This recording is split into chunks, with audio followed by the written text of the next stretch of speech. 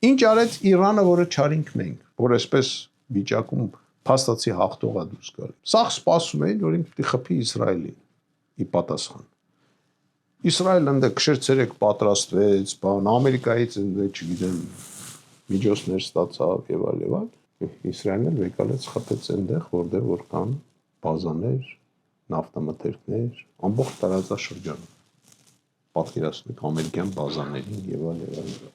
որոնք անպաշտպան են, չէին էլ պատրաստվել։ Ու փաստացիր ամերիկացիներին եւ եվրейներին բերեց մի հատ մեծ խնդրի առաջ։ Իրանը ցույց տվեց, որ կարելի է պայքարել անկախության համար, թեկուզ դու զենքով կարող ես զիջում ես։ Իսկ մենք ինչ արինք։ Մենք այսքան ժամանակ պատերազմ եղել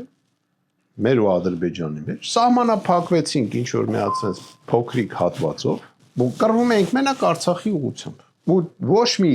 Ադրբեջանի համար, իրենց գոյության համար կարևոր օբյեկտների մենք ոչ մի հարված չհասցրինք։ Չնայած ունեինք այդ հնարավորությունները։ Ունեինք։ Ոչ մի ձևի։ Ոչ մի բան չարինք։ Կռվում էինք այդ ասենք այդ ուղղության վրա մի 100 կիլոմետր խորությամբ մաքսիմում։ Բայց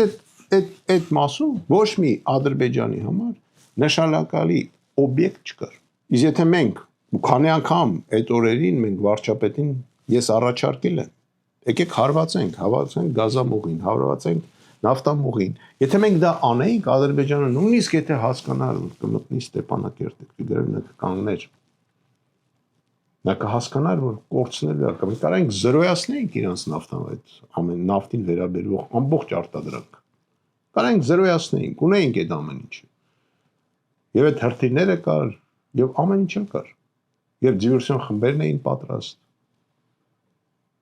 Կարանք մենք դա անենք, մենք դա չարեցինք։ Մենք ինչ արինք։ Մենք գնացինք այն թելադրման, որը թելադրեց հակառակորդը։ Իսկ փոքր այդ տարածքի վրա